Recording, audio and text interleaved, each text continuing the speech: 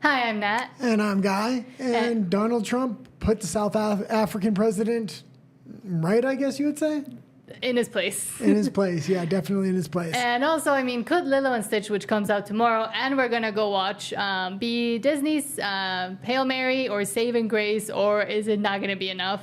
In my opinion, probably won't be enough, but it might be at least a breath of fresh air coming from Disney. But also, Rafa says here in the waiting room, so hello, Rafa. Thank you for being here, and thank you for everybody as well. Thank you for everybody that came over from the Spanish show, from the Spanish Live. And yes, we're here. Our audio looks like it's working tonight. So yes, hopefully. I apologize to everybody last night. If you did tune in, my microphone was off. I didn't notice till the very end. Yep. If you haven't liked and subscribed, please do so. Let's get right into it. Yes, so let's talk about first Lilo and Stitch, because that's what we put on the cover. So Lilo and Stitch, apparently early reviews says that Disney live action remake, and this is coming from the Hollywood Reporter, so take it with a grain of salt, will engage the kids and exhaust the parents. And in my opinion, that's what a Disney movie should do. It should be for kids, it should keep them engaged, and it should be so entertaining that some parents might find it tedious. But we will go watch it tomorrow and tell you. Well, and Film Threat had said this was a very good movie. If you don't know what Film Threat is, they have a YouTube channel as well as a website. They've been doing movie reviews and making movies, things like this for decades now. One of the best reviewers online. Yes, and they mostly try to tell the truth, and they try to combat the wokeism narrative that is infecting everything. For the most part, but yes. they're kind of non-political. So yeah, they try to stay apolitical, but they point it out at least. Most reviewers try to not even touch that. So yes, we will go see it. And right now Disney is kind of stuck between a rock and a hard place because Snow White and Captain America diversity. I'm not even going to say those have already been failed. Those are already written off. But Pedro Pascal is turning out to be possibly $100 million blunder. Yeah, or multi-$100 million blunder. Could be even worse than Rachel Zegler because they've inserted him into everything. Like, he's in everything. I didn't even know when he started appearing in things.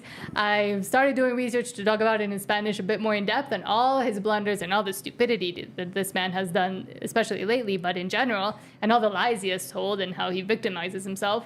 But right now, Disney has bet big on him. Not just Disney, other production houses as well. So. Well, and there's so many scandals coming out on him. His little lightsaber dance with the LGBTQ lightsaber. Yes. He told the one... Dakota Johnson to start an OnlyFans. It's like he's almost trying to get Disney canceled. Maybe. And himself. And I think, as I spoke in Spanish with Katy Perry, for example, a lot of these celebrities, actors, actresses are starting to realize that the narrative is changing, what people's likes and interests are changing, and people have started to not only grow tired, but also realize the drivel that is being pushed on them by the media, and they're starting to say, we're done with that.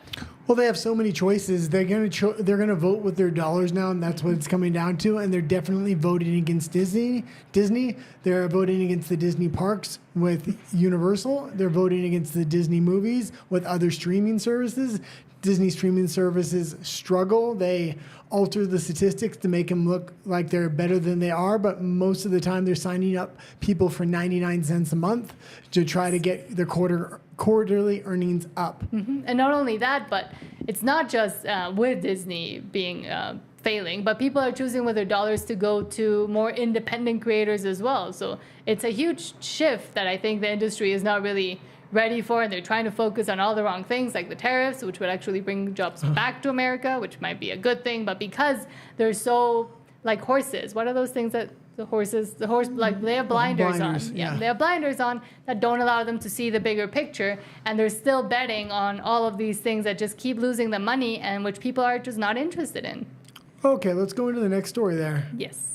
Speaking of blunders, emotional Kevin Spacey speaks out at Cannes about blacklisting and getting an award. It's very nice to be back. Interesting that he's back, but right now Candace Owens is doing a huge series about Harvey Weinstein. Yeah. Another one that was blacklisted and actually thrown in jail for things that are now, Candace at least might be showing that he probably doesn't belong there maybe. Well, we don't really know if Kevin Spacey's back yet. He's saying he's back. He's trying to signal he's back. He's trying to thank everybody he's back. If he says it, people will believe it. He is an amazing actor, so if he can come back from a cancellation, it would be somebody like him. But his cancellation in many ways was justified, so he really needs to walk a tightrope here. If any scandals come out or backlash from the moderate or conservative audience, I think that will be it for him. Or the Me Too audience as well, that apparently kind of let him skirt by a little bit more easily than a lot of other actors. I'm thinking Johnny Depp and Harvey Weinstein, for example. Because he was LGBTQ. Yes, because it was a completely different set of victims that he had that had actual evidence, more evidence than in a lot of the other cases. Well, the same thing happened to, what was the black commentator for CNN? You know who I'm talking about? Oh, Don Lemon. Oh, yeah. So, yeah, Don Lemon was part of the LGBTQ community as well. The amount of sexual harassment cases that were coming out on him against men was also insane, but he kind of skated by, much like this gentleman here, Kevin Spacey. Yes. So, I mean, not super glad he's back. He was a good actor. I mean, I'll give him that. But yeah, I think he's perfect to come back in villain roles right now to get really people adjusted to him and then transition to a more moderate. But do we really need him back? Is more my question. Like, have we missed him? The problem is Hollywood is really slim these days with all the DEI hires. You got like Pedro Pascal being pushed as the mega superstar. He's nowhere near that. I will say he's solid and he's average, but he doesn't have that real star potential. I liked him in The Mandalorian. That was really about it. And I mean, I did talk about it a little bit as well with Katy Perry, that these mega celebrities that are now kind of aging out in a certain way, the newer generations, Gen Alpha specifically, but also Gen Z a little bit, and even the millennials that got a little bit tired of it, of this whole celebrity culture and, you know, worshiping these people that seem so far away from normal people, that influencers, content creators are now becoming these celebrity figures, but as soon as they hit that peak status, they start crumbling down as well. Well, and there's very few actors, like there's some actors that they got one note and that's kind of themselves, and then they just put them in different roles and they don't have any versatility. Kevin Spacey, on the other hand, is a true character actor. He's classic in that sense. He can play a ton of different roles and he can play them very well. He really commits to the character. He can put on a whole different accent and make you believe that's actually his voice. He is very talented, and he's from a generation where actors were talented. Because it's so slim, somebody with this much talent may be able to come back from a cancellation. Yeah, and I mean also with Mission Impossible, Tom Cruise, which apparently nobody's interested in because nobody's gone to see the review I made about it, but that's okay. With Tom Cruise, we also see what happens when an actor thanks his fans and stays mostly apolitical, and when he did say things that were controversial, especially about his interesting religion, he learned to shut up about it, and it's actually worked out really well in his favor. So a lot of these younger celebrities, actors that they're trying to bring out and make them into these mega stars aren't able to because they can't keep their mouths shut, like Rachel Zegler and Pedro Pascal. And Kevin Spacey, I mean, if he's able to stay put, shut up, stop talking also about Trump, because he tried to do that for a little bit as well. I don't know. He might still be able to ride the coattails of his old career. Yeah, it's going to be interesting how this Pedro Pascal cancellation works out. You can see it's coming up, but he really made his career off political signaling against Trump and his TDS, and this is what really pushed him to the front of Hollywood. Hollywood loved him for this because he was the premier leftist. He was a refugee, so to speak, although he's not the traditional kind of refugee. His family was very well off. They were elites back in Chile. They had a lot of connections, and that's why they had to leave, essentially. Yeah, but we'll kind of see how Pedro Pascal goes. You're going to talk about that maybe Friday or tomorrow. Yeah. Okay, let's go into the next story. The next story is the big story of the day, and that was Trump, Oh, sure. Hold on. Or we can go to WHO if you want. Sure. I mean, it's going to be hard to talk about it, but... No, we'll go. This was. I thought this was the most important story of the day. We both talked about it on our other show, so I wasn't sure if you wanted to talk about it here again. I mean, just quickly, because it is important, and we have been following this story for about 3 years now. Again, why don't you read the article notes? Because it has Sure. the list of countries that are choosing to withdraw from the WHO, which is the Yes. most important part. And a lot of these articles are not putting in the complete list of countries that are withdrawing. Nobody has actually signed this yet. And they passed this treaty in the middle of the night where nobody really knew what was going on or had somebody there to vote against it. That's why it looks like it's strong. They're signaling, oh, this is strong. Nobody voted against it. Well, nobody really voted for it. Yes, and that's kind of what I was trying to say in Spanish, but my words got jumbled and I didn't remember all the countries. But the WHO pandemic agreement was adopted by consensus at the WHO Health Assembly on May 2025, with countries voting against it. Countries that abstained were, in part, Poland, Israel, Italy, Russia, Slovakia, Iran, Algeria, Hungary, Czech Republic, Argentina, and Egypt. And the United States did not participate because they had left earlier as well. Hold on. Keep reading the rest because this is very important as well. Yes. So while the agreement has been adopted, it is not yet open for signatures pending the adoption of an annex on pathogen access and benefit sharing expected by mid-2026. Countries are not obligated to sign or ratify it, and the treaty will enter into force after 60 countries have ratified it. Yeah, and this is very important. And nobody signed this thing. RFK came out with a speech yesterday that's all over X, basically saying the United States isn't part of this. Many other countries are. We're urging people to pull out of the WHO. We reported a few weeks ago the USAID money is drying up for them or has dried up. So they're on the verge of financial collapse. They desperately need these countries to sign into this pandemic treaty so they can kind of milk them for money so they can all put into this pot. So there's money there, but I think it's the poor countries that are really going to maybe sign up. But they have such a bad track record. And they want you to give up your sovereignty during a pandemic. This is absolutely crazy.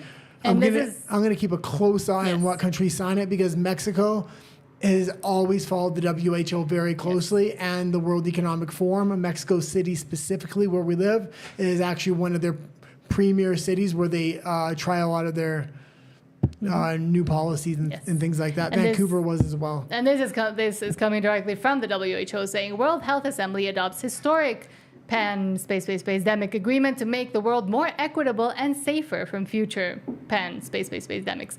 And I think the wording, as I said in Spanish, is always very interesting because they will always go at it whenever they want to seize control or take control, be it of individuals, populations, countries, the world. They will mostly almost frame it through security and safety and helping and equitable. Oh, and Rafa had a question on the last one you said about this. Jibby jabs? Yeah, so he was asking which tests would be better or useful for detecting. None of them are any good because they're oversensitive. So it's going to show that you're positive when you're not positive. And this is kind of how the hoax of the pandemic really happened. Not to say it was a complete hoax, but there's a lot of evidence that the flu was reading as COVID, basically. Yes. Rafa also says about Pedro Pascal that his communist parents were fleeing from Grandpa Pinochet. No wonder why he is so cringe. And I do have a lot of stories. I actually know through friends of friends and friends of family members, a lot of people from Chile that also either left or were impacted by the whole coup. So I have opinions about it also through people I know that had not similar experiences, but that know what was going on. And did you have the clip of RFK that we had from last night? I have to look for it. Okay, look for it real quick, just because it was such an important speech, and he really went hard at the WHO, which is important. It's important people speak up that are in power like RFK is currently doing. So I give a big hand to him. That being said, we'll go into Trump and South Africa in just a moment. Oh, my microphone wasn't working last night, so I'm almost positive nobody's seen this clip. So that's why I kind of want to play it again today. Yes. And remember, RFK Jr.'s voice is interesting, but still. I urge the world's health ministers and the WHO to take our withdrawal from the organization as a wake-up call.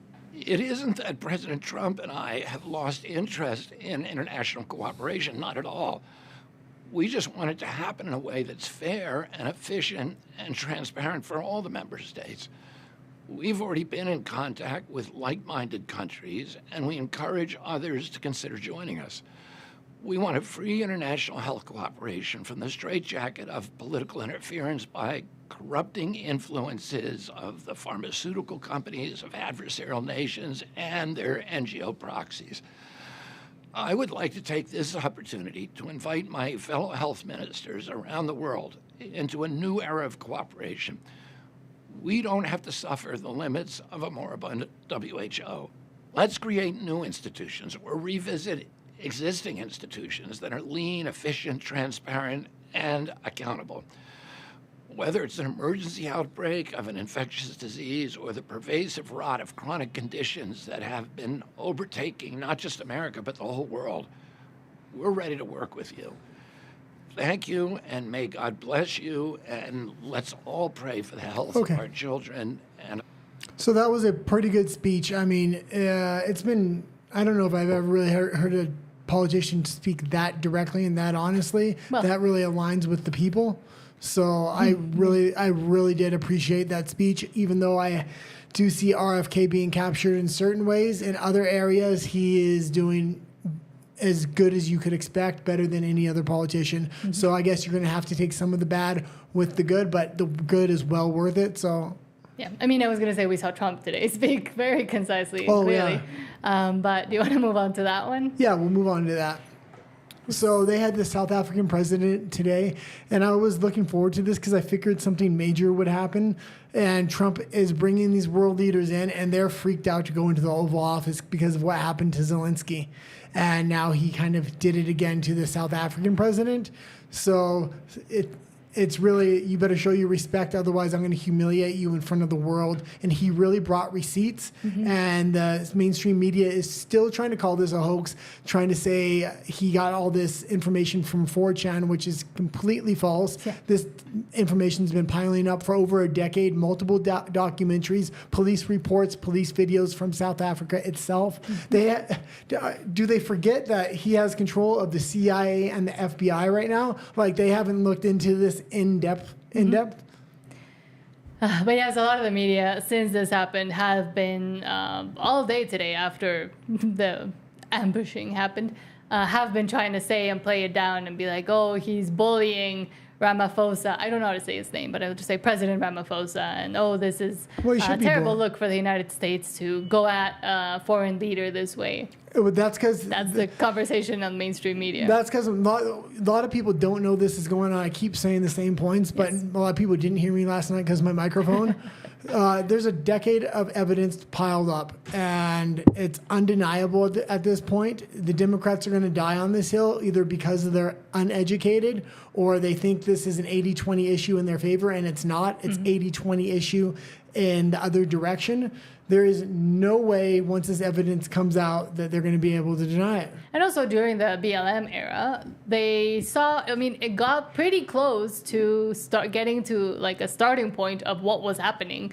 It has been happening in South Africa for so long because the discourse, the way, the narrative, etc., was very parallel and similar, and they were trying to make it that way on purpose. Oh, yeah.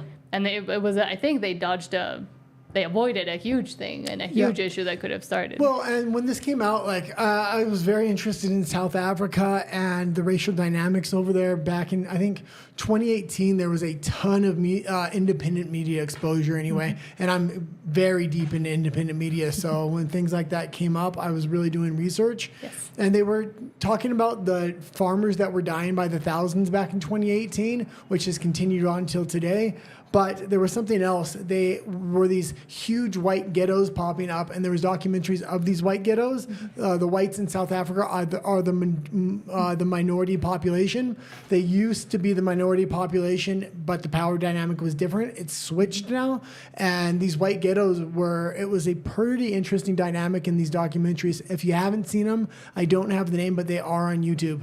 Yeah, so I don't know about that one, but there is a lot. We keep recommending it. The Lawrence Southern one called Farmlands, and also the one by Katie Hopkins from the UK, which is called Plasmurd, the ending fields, like KILING fields. Yeah, and those are both good. Those are both directly about the farmers. Mm-hmm. So yeah. Okay, let's play the clip. Yeah. It's a pretty long clip because he actually plays the videos. Yeah. So I mean, we can just kind of, because we've played those as well here. Turn the lights down. Turn the lights down, and just put this on. It's right behind you. Turn it up if you can. Johan. There's nothing this parliament You can. can do. With or without you, people are going to occupy land. We require no permission from you, from the president, from no one. We don't care. We can do whatever you want to do. Who are you to tell us whether we can occupy land or not? We are going to occupy Okay, it's a little low. So maybe we'll stop the clip and I'll just talk about it. Yes. Okay, so after this clip was done playing, they basically denied it, said this isn't actually happening, blah, blah, blah, tried to stick to the line. Also, he really tried to come out, Trump was with about the plane that Dubai gave him, and Trump came right back at him. He's like, well, if you want to give me a plane, our military will take your plane too. I'm proud of that. And he went right at him, and the South African president was trying to humiliate him back, and it's not going to work out in their favor. South Africa is in a very strange predicament. Their whole economy was kind of based around USAID money to the tune of billions of dollars, and that's what floated their economy. Trump has completely cut that off, put a 25% tariff on that country, specifically citing this reason with the South African farmers being genocided and things like that. Being mistreated. So the fact that they came here and they were trying to fight him on that point. If they want to get a trade deal, if they want to get U.S. aid money back, maybe not in the form of USAID, but some kind of aid money back, they're going to need to admit their wrongs. I mean, do they think Trump's stupid? I mean, yeah, I could see they do think Trump's stupid, but he has the FBI behind him. He has the CIA behind him. He has the alternative media that's reporting on this story for the past decade. I don't think the politicians in South Africa really realize over the past 10 years how much the independent media actually reported on this story. How many videos are leaking out of South Africa from cell phones about police just beating the shit out of farmers until they lose their lives and things like that. Yeah, and I mean, it was also interesting. It isn't this one. This is a reporter asking a question, which is also interesting, but there's other videos that show the aides, so all the people that went with him and their faces while they were trying not to turn around and see what was playing, but they knew what it was. You could tell they knew what it was, and there was basically no escaping. Well, there's no escaping because a lot of these politicians have made public statements, and it's acceptable in South Africa to have this view. You have a stadium of, it looks like about 100,000 people all chanting, well, I can't say the things they were chanting, but it's an act towards violence, towards that specific group of people. Trump pointed that out. He said, if you don't fix that, there will be no trade. So this is what they really need. But the problem is South Africa is going to watch the media tonight. They're going to say, oh, the liberal media is backing us up. They're going to continue to try to hold the line. But people are going to really start researching this. And when they do, all the research has already been done for the past 10 years. Exactly. So let's continue on now. I thought you wanted the clip from the reporter. Oh, if you have it, I didn't realize you had the other clip. Hopefully it's a little louder so we can actually play the whole thing. So you denounced that type of language in the video that you saw? Oh yes, we've always done so. As government, as my own party, we are completely opposed to that. So he asked them if they denounced that kind of language that they saw in the video.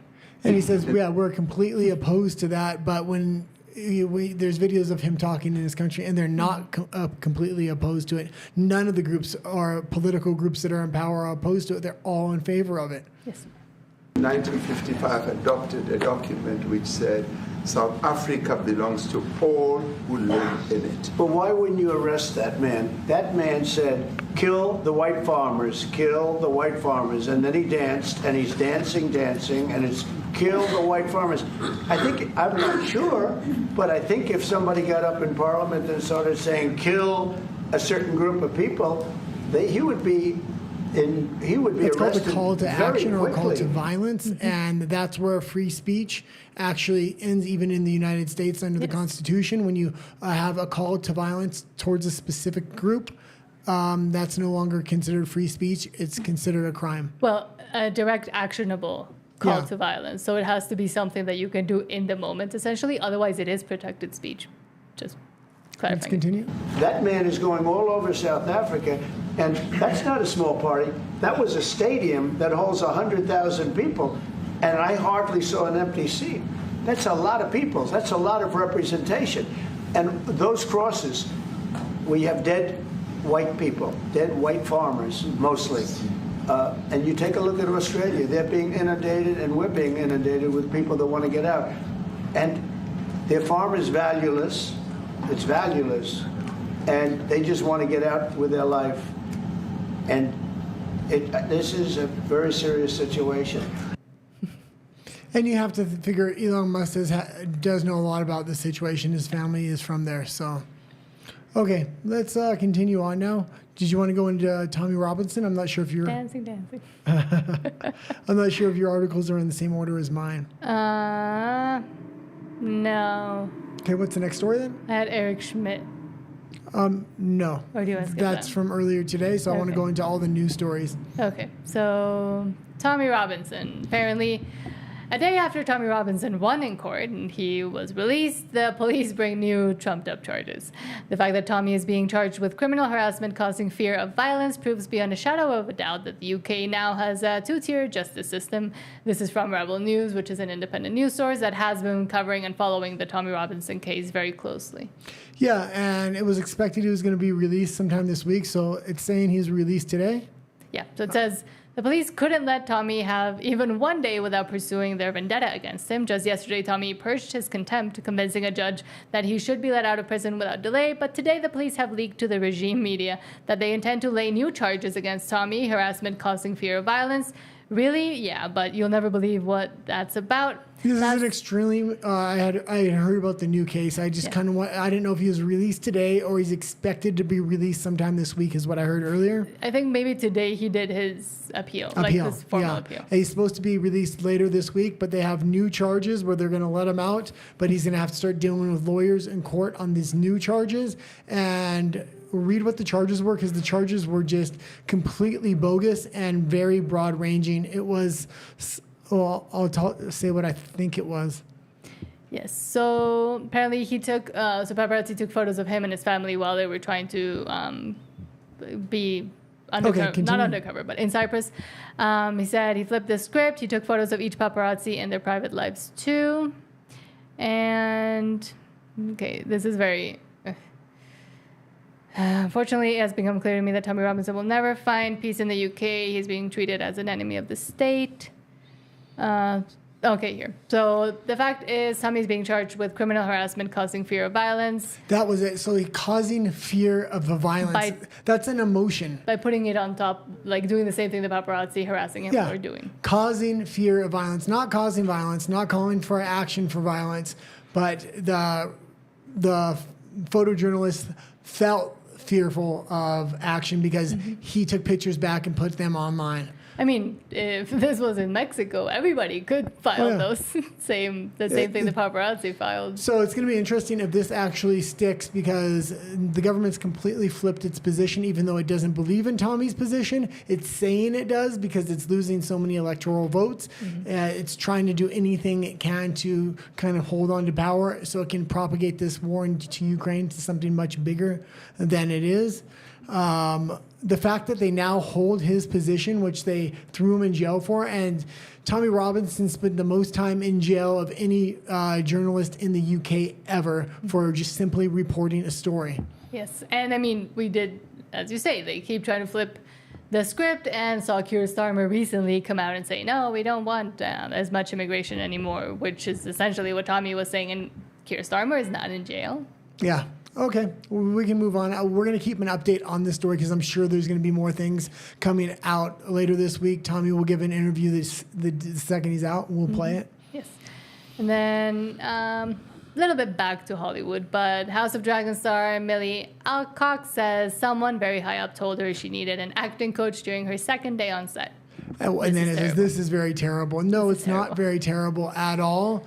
This person was doing her a favor because she was a bad actress, and in this woke Hollywood, you're not allowed to tell people the truth, and maybe it would hurt her in the long run if she didn't have a coach. If she goes out and gets a coach, and then she can play victim because somebody told her to get a coach. She wins on both ends here, really. Yeah, and I mean, this is just a continuation of this whole it's not a narrative, but kind of bowing down to mediocrity because you can't say the truth, or because everything is now bullying, or you can't correct people, or you can't try to help them improve because that's an affront to their sensibilities. Well, and I also believe we're going to have a test by fire or truth by fire here because she's the new Supergirl, I believe.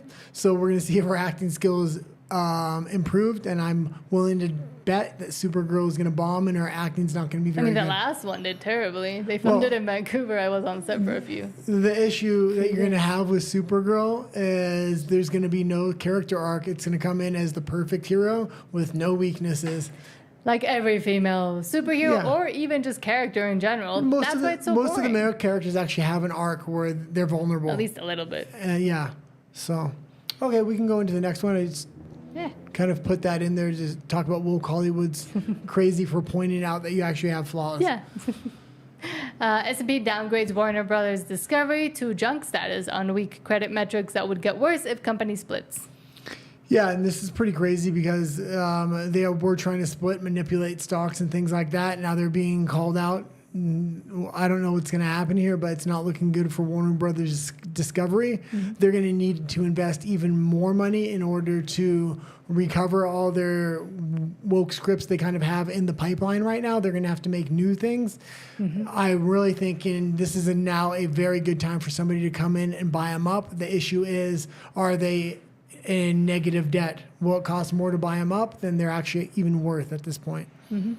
And I mean, and what are the lawsuits? Because there's a ton of Hollywood companies right now with different lawsuits. So you have to add that into a pricing factor when trying to buy these companies. The value.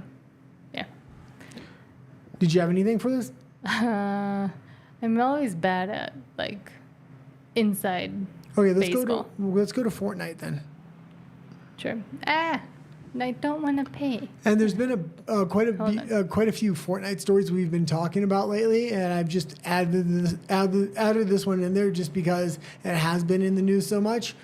Do you have the headline? I'm looking for it because. Okay, I'll read the headline. Fortnite video game returns to iPhone App Store in the U.S. ending exile imposed by Apple. So this is huge. This is kind of their victory lap. They went against Apple directly, and nobody thought they were going to win the lawsuit. And this was about not giving Apple the 30% fee if the app's bought through the App Store. They had an independent link you can click on. They would give you free in-game money if you purchased it through their website. So more people were doing that. And Apple banned them from the store. They took them to court. They won. And now they set a precedence that other apps are now using this model of buying the app outside of the App Store. And I mean, the App Store also, just in general, always takes 30% as well. So, for example, if you subscribe to someone's channel and you pay for a membership, YouTube takes 30%, but then also Apple, for that interaction done through their systems, also takes an app from the App Store also takes 30%. So, yes, okay. I don't love the model. Yeah, and if Fortnite keeps popping up, which they have done a lot lately, honestly, I think most of the news that's been coming out about them is all news is good news almost for them. They had the Darth Vader thing, which may be viewed bad. This is viewed as good. Every time there's a story, it just keeps them in the news cycle. The fact that a video game is in the news cycle this much is really good. The only other game that really is Grand Theft Auto, and that's not out for another year. Mario was taking headlines, but not for the actual game, more for the Nintendo Switch 2, and it was pure bad publicity there. So, and the Epic Universe as well. Yeah. Okay, we got a few more articles here. And Live Nation. So Live Nation elects Richard Grinnell, Trump-appointed head of Kennedy Center, to its board of directors. Yeah, and we seen this gentleman when we went to CPAC Mexico City, and I didn't know anything about him. He was the temporary CIA director, and he did a few other things. He's currently running the Kennedy Center, I believe it's called, in Washington, D.C. It's the entertainment center. He's completely flipped it. It was a unprofitable model they were running before for progressive liberals. He's now actually bringing good, solid solid traditional entertainment in there that's appealing to everybody. He is known to, he's gay, but he's really known to have a good taste for entertainment and things like this in a traditional classical sense. Yeah. And so he's really been able to remodel the Kennedy Center and bring people back in droves. So Live Nation is kind of right up that same alley of entertainment. Also, when we seen Richard Grinnell in Mexico City, he was the surprise guest. I didn't know who he was. People talked shit on him. Then he took the stage, and we videotaped it. I said, wow. Yeah. He was giving all kinds of information about Venezuela. Who's the guy running Venezuela again? Hugo Chavez? That was before. Okay. But the family My brain that's... doesn't work. The family that was running Venezuela came in to Mexico City for for negotiations with the CIA to actually surrender and get what do you call it? Not exemptions, but Like asylum? not asylum. No, where you're not guilty of anything. Well, my brain Pardons. doesn't work. So they were going to give out mass pardons for his family and other people in his within his administration, and they were going to give him citizenship to the United States. They were really, really close to getting it done, he said. The problem was it was at the end of the Trump administration, and Trump ended up not winning the next election. Otherwise, they would have closed that. A lot of people think that's why Marco Rubio was appointed specifically to get this Maduro. This Venezuelan to get this Venezuelan agreement done and to get the Cuban agreement done. So it's going to be interesting to see later on if Marco Rubio does hone in on those things. Well, apparently he's coming to Mexico soon to kind of put a fire under Sheinbaum's butt. Yeah, last time politicians came to Mexico was Richard Grinnell negotiating this deal with Hugo Chavez. Maduro. So, yeah, Richard Grinnell is I watched a ton of his interviews after I seen him at CPAC, and I was thoroughly impressed with him. Like he just had a grainier knowledge where he wasn't reading a script. He knew everything off the top of his head. So, and a lot of like MAGA or conservatives still have that TDG. So not TDG, GDG, I guess. What's that? Gay derangement syndrome, GDS. Where, I mean, Grinnell did a great job, and the fact that he is gay, I think actually helps him to bring back a bit, because some gay people are more attuned to the arts and culture, and that's why the left has always kind of held that and been able to capitalize on it, and that's how they expose their narratives to the rest of the world. But if they can bring back some of the art and some of the appreciation for the arts and for culture, their right will have, something I could really appreciate about Richard Grinnell is you would never know he was gay unless you read his bio or he said something. He's just, and that really does a service to the gay community, not putting sexuality first, but just being a human being first, and not constantly advertising it all over the place. Gay pride parades, people running around naked. Like, he's just like a traditional conservative guy, and you would never suspect it. And I don't have any problem with his personal choices, and I really like the fact that he doesn't flaunt it. Yeah, and I think the gay community really needs to switch to not put their sexuality as the prominent thing with it front and center. What other things makes that community a community? Or that person interesting even. That's the thing. A lot of the alphabet community relies too much on their sexuality and uses it as a crutch to pretend like they have some sort of personality, but it's not really. And a lot of them don't even know who they actually are once they kind of leave that aside and try to become their own persons. They're Hollywood used to be like really dominated by and music LGBTQ before it was okay to really put sexuality front and center. Yes. So you were getting a lot of good scripts, a lot of good entertainment, and a lot of good things coming from the gay community when they weren't putting the gay community as the primary purpose of the script, or putting sexuality as the primary thing of the script. The community is actually very creative and things like that, and good things can come from it when they're not trying to play politics. And Rick Grinnell actually exemplifies, I think, a lot of the things that, let's just call them first wave gays, or the gays that actually fought for civil rights just to be fully equal under the law in the U.S. and just living their own lives. They just wanted to be left alone. If they wanted to go visit their spouse in the hospital, then they could, but they wanted to essentially just be another neighbor down the road. and a lot of people were opposed to that. But he exemplifies that actually works, and it doesn't have to be this alphabet community that we know today, and maybe remind all the older ones that actually fought for normality to be able to live their normal lives to come back and teach the younger ones what the fight was actually about. I'm really hard on the gay community and the LGBT community in general because the way they've weaponized politics is completely destroying the West and completely destroying America specifically. Mm-hmm. So the fact that it's like I'm not really against the LGBTQ community. I'm against the political wing of that community because it's absolutely toxic. Yes, and feminism as well. No, I am against. I'm fully against feminism. Yeah. But with the LGBTQ community, I agree. I mean, this could be a real leader within the LGBTQ community if they want to come back to normality in the center and really, be part of the bigger collective. Integrate. Yeah. As we always talk about with immigration. Okay, let's continue. So Trump drafts America's business titans to burnish his image at home and abroad. This is coming from ABC News. Yeah, and I don't think this is to brandish his particular brand or his name. It's to strengthen America. Japan has a similar model where they have Fujifilm, Sony, Canon, all the big camera companies come from there. The government backs those companies. They back all the Japanese companies, put them first when the companies start to go under because Japan is having a really tough time right now. Their economy is ready to collapse, and the corporations from Japan are having a tough time. So they're helping those companies survive and consolidate and things like that. Mm-hmm. This is going to be a really good thing if they can get behind the right kind of institutions that America really needs to prop up certain things for their national security sector, such as steel, such as big tech, big media, microchips, a lot of different things, even construction in the housing market. So, yes, so I mean, it's just something that has been forgotten about for so long in the whole push to globalize everything.